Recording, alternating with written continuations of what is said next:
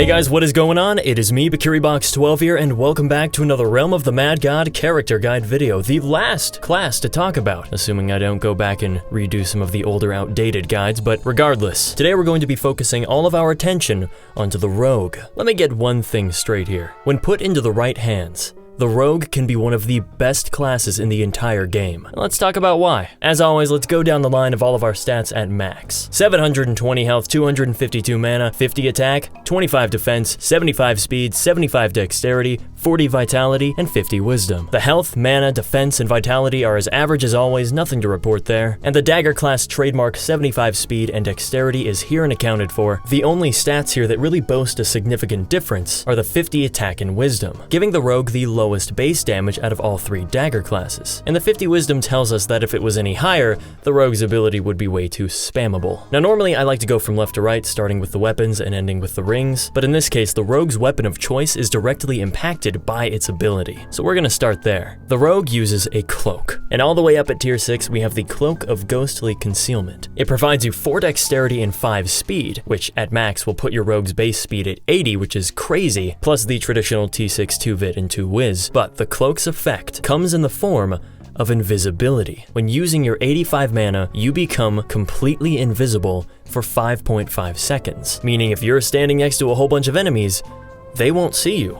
So they won't attack. They will remain in their idle animations until you become visible again. This is what defines the Rogue gameplay. Going invisible, running up to enemies, dealing as much damage as you can, and then running out before your Cloak times out. If you play your cards right, you could effectively never take damage. As long as you're always keeping a mental timer in your head of when your Cloak is about to expire, you can remain permanently safe. This is why you only max at 50 wisdom, because Wild Shadow realized that it would be way too broken if you could use your Cloak too frequently. But if you have a maxed rare pet with magic heal, I think that's what it is, don't quote me on that, then you can infinitely cloak anyway, because by the time your Cloak's duration runs out anyway, you've already regained enough mana to undo the cost. If you are one of these people that doesn't have mana trouble, then congratulations, you are the king of rushing. And even if you don't, as long as you have a ring that's giving you MP, maybe some magic potions, you can rush almost everything. Now, if you don't have access to a tier 6 cloak, then that is totally fine, because the tier 5 Cloak of Endless Twilight is so much more inexpensive by comparison, and it does the exact same thing, only with no Vit and Wiz buff. But even if that's a little too far out of your reach, the tier 4 Cloak of the Red Agent is still a great pick. It's 0.5 less seconds of invisibility, and only gives you 3 dex as opposed to 4, but the mana cost is 5 less. So that is something to take into consideration, plus the red doesn't look half bad. As far as untiered items go, we have the rather common Cloak of the Planewalker that you've probably seen someone carrying around, that drops as a white bag in the Sprite world, having the same duration as a tier 5 and 6, as well as also giving 4 dex and 5 speed, but the mana cost is now 15 higher at 100 in exchange for giving you the ability to teleport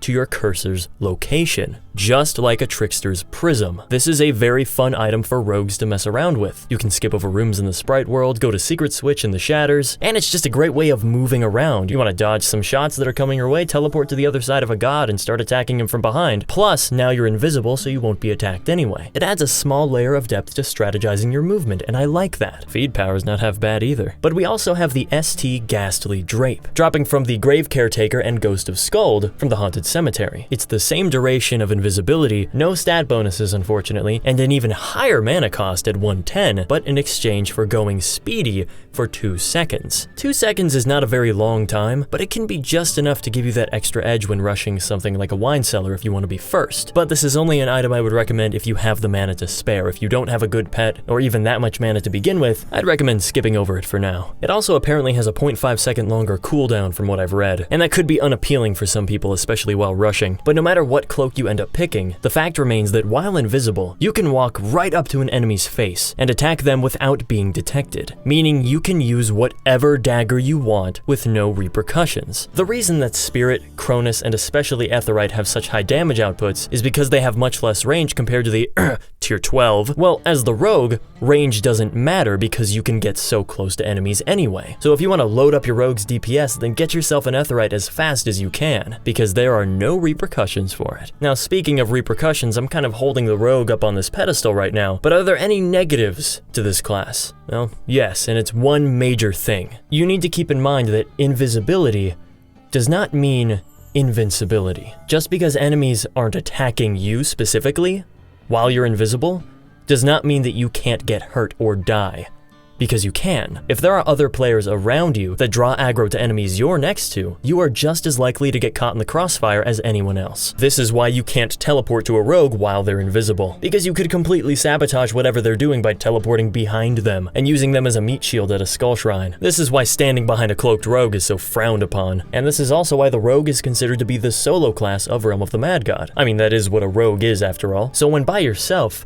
the rogue is exquisite. You can do so much with it. Dungeons that are a pain to do otherwise, like, I don't know, toxic sewers. The rogue owns it because it can bypass all of the obstacles. You don't have to worry about the sewer water sickening you, because while invisible, you're not going to be damaged anyway. And when it comes to rushing lower level dungeons like Sprite World, Snake Pits, Undead Lairs, even Abyss of Demons, Mad Labs, even higher level stuff like Ocean Trench, Tomb of the Ancients, the rogue completely owns it, and you don't even really have to be that good to know how to do it. Because of your invisibility, as long as you keep a mental note on your time limit, you are never in any real danger. So if you don't know how to rush and you want some experience, boot up a level 20 rogue and just start rushing lower level dungeons to get some practice. You might even develop a newfound appreciation for the class. The only time that the rogue doesn't shine is when you're in a group of people, and going invisible doesn't really matter. And since this is a multiplayer game, that is going to happen a lot. Not to say that the rogue can't shine when there are other people around. As I said, rushing is his game. I'm sure everybody watching this has waited at spawn for a rogue to rush to boss, and then everybody teleports whenever he gets there. We can be very grateful and sometimes quite dependent on rogues for how useful they are. And when it comes down to picking which armors and rings you want, it depends on those two scenarios. Do you plan on going solo, or are you going to be in a group? If you're by yourself, then you don't have to worry about defense or vitality or any of that. Focus on your speed, on your damage, your mana. As long as you're cloaked, it doesn't matter how much health or defense or vitality you have, because if you play your cards right, you will never get hit. And if you focus all of your stats into speed and attack, you can clear the dungeon that much quicker. Leaf Dragonhide armor is something I wouldn't mind trying out. If you combine that with a ring that also gives me speed, that can put you at 90 speed, which is crazy. But maybe you don't have enough wisdom or magic potions or a good pet to regenerate all of that mana to cloak many times over in a given sitting. Well, then trying to get a Harlequin armor might be up your alley, going for magic rings. In fact, for new players starting out, I would recommend putting on a magic ring. A Paramount ring gives you 120 mana. That's almost 2 additional cloaks. And for lower level dungeons like Snake Pits and Undead Lairs, that might be all that you need. Everything else is really up to you. If you're in a position where you can't cloak very often, then just treat the rogue like a regular dagger class, like the assassin. Invest in some health or defense. Stick with the tiered armors and HP rings. And then once you have the proper mana control to use your cloak more often, then you can switch it out for something more speed or damage oriented. Guys, at the end of the day, the rogue is an awesome class. Like I said in the beginning, when put in the right hands, there is no limit to what you can't do. Because you're a dagger class and your ability doesn't do any damage, farming Godlands isn't exactly your cup of tea. It's not the rogue's strong suit, but when it comes to farming event gods, there is no better class when soloing. Guys, the rogue is a great class, and even if you aren't that personally skilled at it, you will be able to appreciate what it can do. And if you aren't a fan of the squishy robe classes or the low-ranged melees, maybe the rogue is what you've been looking for. Anyway, I hope this video was able to help you out in some way and guide you in the right direction. Thank you so much for watching. And as always, don't forget to check out the next episode whenever I post it, which will probably be soon. Alright, see ya.